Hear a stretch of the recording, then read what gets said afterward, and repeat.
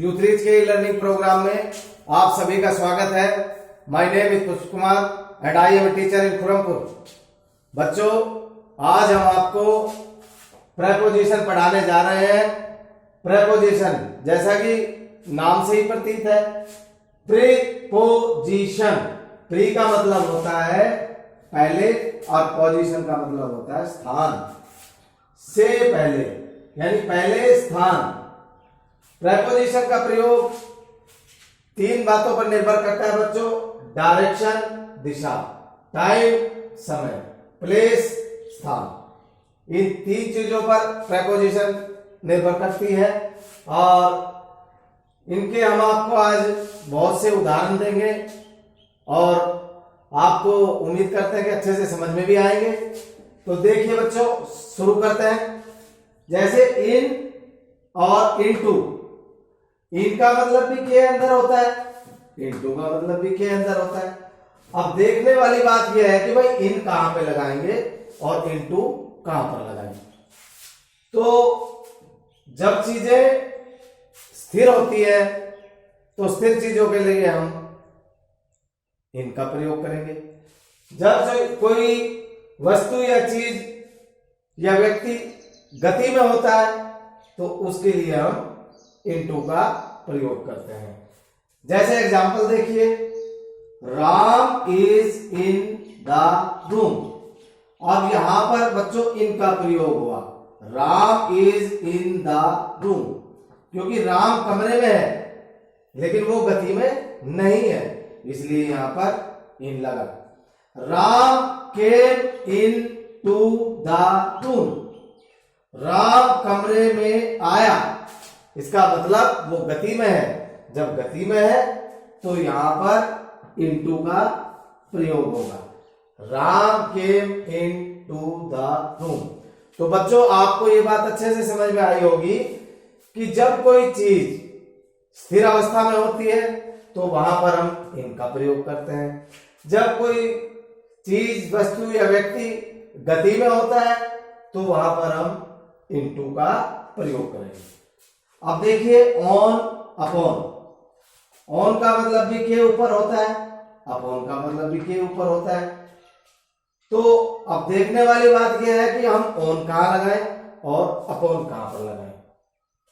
तो सेम वही जो पोजीशन जो अभी हमने आपको बताया कि जब कोई चीजें स्थिर अवस्था में होती है तो वहां पर हम ऑन लगाएंगे, और जब कोई चीज गति में होगी तो वहां पर हम अपॉन का प्रयोग करेंगे। जैसे the book is on the table. पुस्तक टेबल के ऊपर है, स्थिर अवस्था में है, इसलिए यहां पर ऑन लगा। A lion jumped upon a lamp. A lion jumped upon a lamp. यहां पर जो लॉयन है वो गति में है, तो गति में है इसलिए यहां पर अपॉन। तो ये कॉन्सेप्ट तो आपको क्लियर हो गया होगा कि जब कोई चीज स्थिर होती है तो ऑन लगाएंगे, गति में होगी तो अपॉन लगाएंगे। Between among. बिटवीन का मतलब भी के बीच होता है और अमॉन्ग का भी के बीच होता है। तो अब देखना यह है कि भाई बिटवीन कहां पर लगाएं और अपॉन कहां पर लगाएं। तो बिटवीन जब हम किसी चीज का बंटवारा दो भागों में करते हैं तो वहां पर हम बिटवीन का प्रयोग करेंगे। यदि हम किसी चीज का बंटवारा दो से ज्यादा भागों में करें तो वहां पर हम अमॉन्ग का प्रयोग करते हैं। तो देखिए, जैसे बिटवीन एंड अमॉन्ग, के बीच।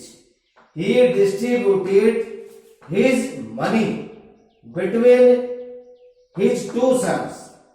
उसने अपनी संपत्ति का बंटवारा दो बेटों में कर दिया, अपने धन का बंटवारा।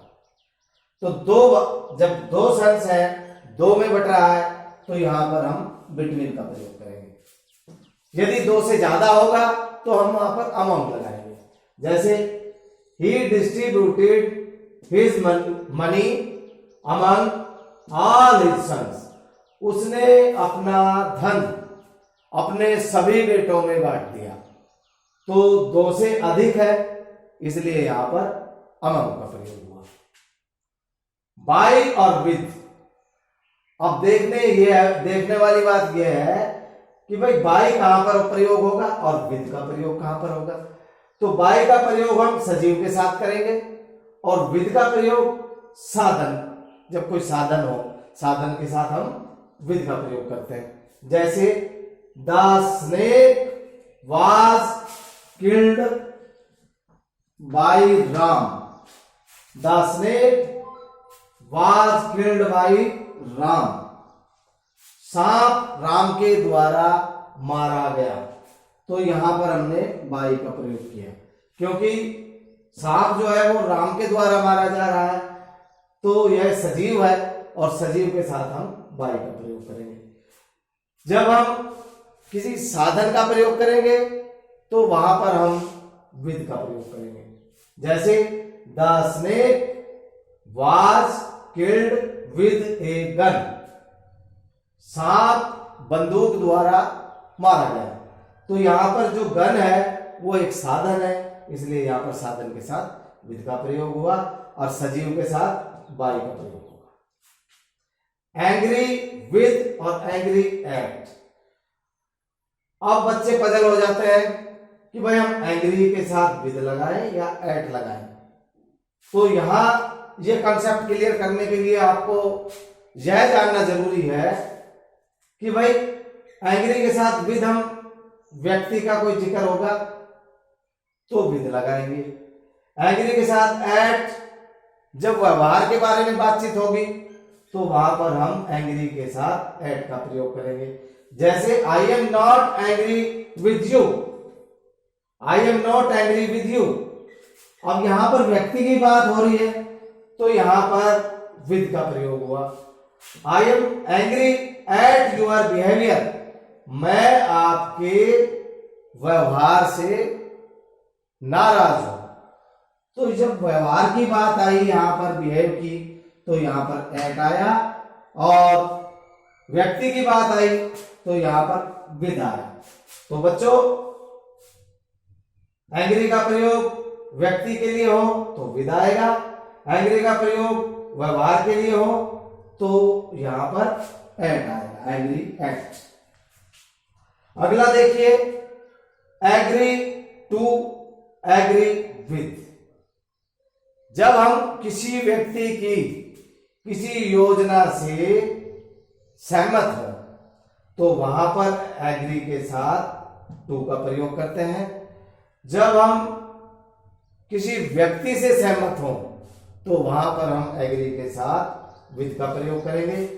देखिए जैसे I am agree to what you said, I am agree to what you said, आप जो कह रहे हैं मैं उससे सहमत हूं। यानी यहां पर योजना की बात हो रही है। जब योजना की बात हो तो एग्री के साथ टू का प्रयोग करेंगे। I am agree to what you said. And agree के साथ विद का प्रयोग करेंगे जब व्यक्ति की बात करें। I am agree with you, मैं आपसे सहमत हूं। ठीक इसी प्रकार से गुड के साथ बच्चों एट लगता है और गुड के साथ फॉर लगता है। जब कोई व्यक्ति किसी विषय में अच्छा हो तो वहां पर गुड के साथ एट लगता है। जैसे Ram is good at English, Ram is good at Hindi. किसी विषय में अच्छा हो तो वहां पर गुड के साथ एट का प्रयोग करेंगे। गुड के साथ फॉर का प्रयोग करेंगे जब कोई चीज किसी के लिए लाभदायक हो। जैसे the milk is good for health, the milk is good for health, दूध स्वास्थ्य के लिए लाभदायक है, अच्छा है। तो यहां पर गुड के साथ फॉर का प्रयोग हुआ। तो बच्चों प्रेपोजिशंस के अंदर आपको ज्यादा घबराने की जरूरत नहीं है। आप जितना ज्यादा से ज्यादा इसका अभ्यास करेंगे उतना ही आपको और अच्छे से समझ में आएगा। तो प्रेपोजिशंस आप पढ़ते रहें, आपको अच्छे से समझ में आएगा। और आज हमने जो उदाहरण दिए हैं तो मुझे पूर्ण आशा है कि आपको आज हमारे प्रेपोजिशन का टॉपिक अच्छे से समझ में आया होगा। और यदि आपके सवाल इस विषय में कुछ हो तो वो आप हमसे कर सकते हैं, हम आपका उन सवालों का जवाब देंगे। धन्यवाद।